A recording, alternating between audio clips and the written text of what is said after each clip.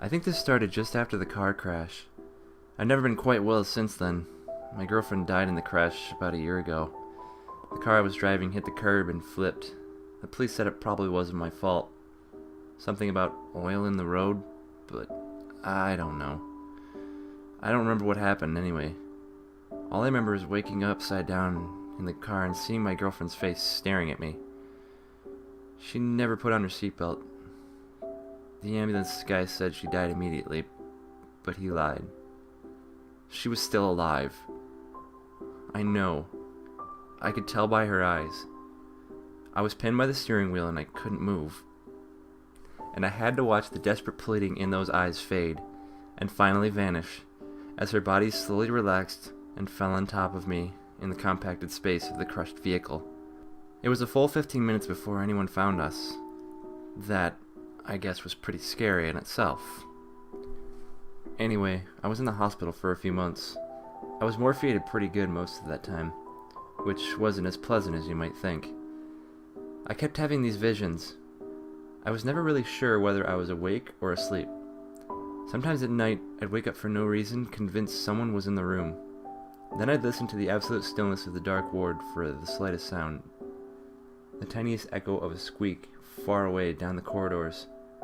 I usually ended up scaring myself and hiding under the covers like a sissy. I'd been living by myself before all this, and working as a mobile phone technician. When I got released from the hospital, my girlfriend's parents kindly offered to let me stay with them for a while. I guess it brought them a sort of comfort being close to the person who was close to their daughter. They treated me nicely, but with a kind of reticence, which I figured was fair enough due to the cause of the accident never been firmly established. I got to stay in her old room. It was full of ugly old teddy bears and trinkets. The first night I slept there, something weird happened. I was having a troubling dream, in which I was walking through a house. My house. Except all the furniture was gone. Everything gone. Stripped bare. I was calling her name, but I was too late. Whoever had lived here had moved long ago. A terrific feeling of sadness overwhelmed me and I woke up. I blinked, remembering where I was. I lay a while listening into space. Somewhere in the distance, a baby was crying. I rolled over to check the time on my mobile phone. It was 2 a.m. Disinterestedly, I noticed there was a message waiting on the phone for me. When I checked the message, it was blank. The sender's name was B. Just B and nothing else. There was no callback number. Despite the innocuousness of it all, I felt suddenly cold. As I erased the message, the distant baby stopped crying. Not slowly like it had been comforted, but cut off in an instant, leaving the night painfully quiet. In the shadows of the wardrobe, something shifted. I pulled the covers over my head. With daylight came the dissolution of my fears, and I cheerfully said goodbye to her parents as they left for work for the day. I mooshed around for a while and then decided to do some weight exercises as part of my recovery. I did some good leg work, thinking all the while how stupid I was to be scared so easily by what amounted to primitive instincts and a basic fear of the dark. I paused to rest for a while, lying back on the weight bench, and that's when I received another message.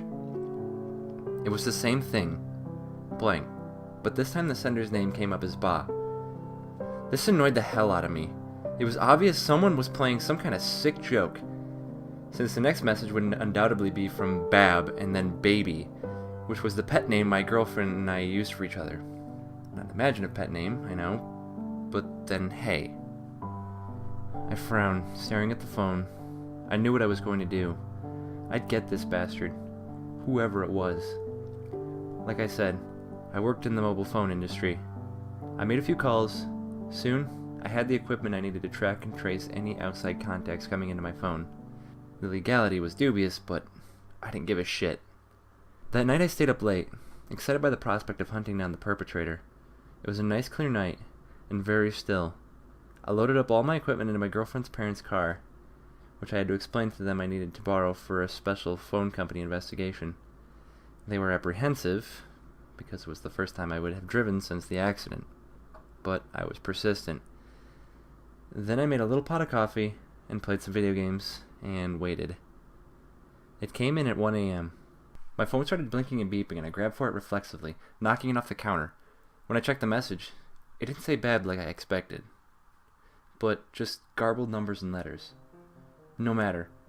I ran to the car and drove to the highway, activating the track and trace as I went. The initial response from my equipment indicated an area in the south, so I headed that way. It felt good to be behind the wheel again, and there were very few cars on the road. As I drove, I got another message. Once again, it was just jumbled numbers and letters. Strangely, my equipment reported an originating location entirely different. I had to turn around and head in the opposite direction. When I reached the area, I had to pull over and stop. I knew this area. This is where the accident took place. My phone was now registering messages every 5 seconds or so. I turned it off. I parked the car and got out. There was no one around as I approached the scene. No sign that anything had taken place here. I knelt down to examine the curb and ran my fingers along the deep grooves in the concrete. I felt a profound sense of regret and the lonely depths of time. I just want to say I wasn't scared at this point. I found it fascinating, actually. It was like a real criminal investigation. I wasn't even upset or annoyed by the nature of it all. I turned around to survey the neighborhood. Then and only then did I remember. We had been driving along in an upbeat mood, gossiping about friends of ours fallen recently pregnant. She had raised the topic and driven the conversation. I had been making my usual comments about how having children was stupid and pointless. She had become suddenly quiet. Then, she told me. She had told me. And I had grown angry. Really angry. And yelled at her for the first time. And that, of course, is when things had gotten out of control. And the car had gotten out of control. And I had solved all our problems. I felt weak at the knees. I bent down. But I didn't cry. I just breathed heavily. And then I heard something. A baby. Crying. Somewhere. In the park. To the right. I stood up. I felt the anger rise within me again. I was not scared at all. I charged into the park, slipping over the wet grass and knocking into uprisen paving stones, fuming all the way, pushing tree branches aside and heading for the source of the cries. Then the cries stopped. And I stopped. It was dead quiet. I peered into the darkness, seeing... Something knocked me down. Something incredibly powerful. Something that was more a force than anything, upending me into the wet grass.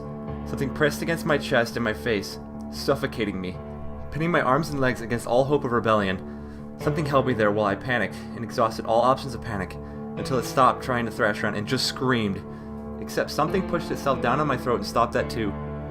I choked, and it allowed me to breathe again. There was a horrible silence. The thing pushed close to my face. "I miss you," it said. I screamed and thrashed around again to the utmost extent and somehow got free and got to my feet and ran, scraping against tree branches and the rock walls of the park, and got to the main road again and into my car.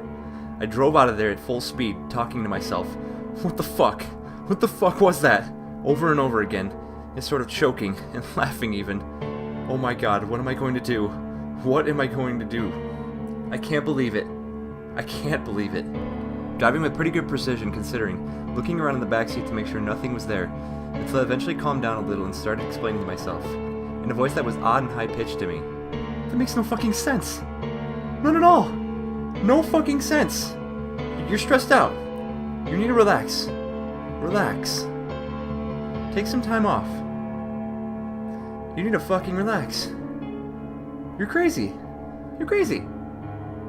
You're crazy. Crazy motherfucker. Crazy motherfucker. Ah.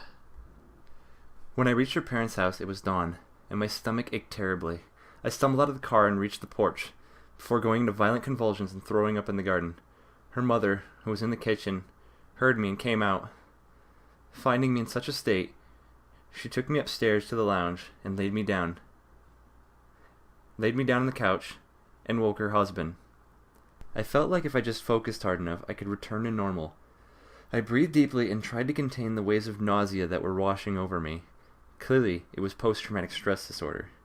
I'd known friends who had become psychotic, and now, unfortunately, it seemed to be my turn. So this is what it was like. The difference was, I knew it was happening. Therefore, I could contain the psychosis and control it. All I had to do was relax. Just relax. Her mother pushed a bowl of what looked like chicken soup into my hands. "Eat this," she commanded not unsympathetically. The father leaned over her, looking rather put out at having to be up so early. Seeing I was being complacent, he made a sound and sat down, picking up the morning newspaper. I felt my neck muscles loosen, and I sighed, smiling softly. There was a creak in the hallway. I half noticed it. Houses creak all the time. Then there was another creak. It wasn't the usual gravitational settling sounds. I raised my head. Something was coming down the hall. No. Couldn't possibly. Something appeared around the corner in the hall. I screamed and pointed. They had to see it. They had to. The father continued to read his paper. He smiled and smoked his pipe. I thrashed and screamed and rose to my feet, but I couldn't move. The mother calmly watched television. It saw me. It glided towards me. I fell in a heap, covering my eyes. The next thing I knew, I was here, in the hospital. The nurses tell me it's been a week since all this happened. I'm not sure if I believe them. For one thing, they all smile slyly when they tell me anything. Plus, I think they're drugging me surreptitiously. I feel so woozy all the time. I hate this place. It's so barren and lifeless.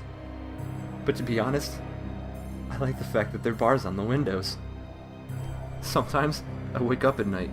It's always very quiet and there's no one around. I often hear babies crying in the distance. A couple of times, I heard tapping on the windows. But I took some pills, so it doesn't matter. And the only thing I don't like is that there's no lock on the wardrobe. Please get me a lock on the wardrobe. I don't like what's in there, so please do something about it. Please close it off. Please help me.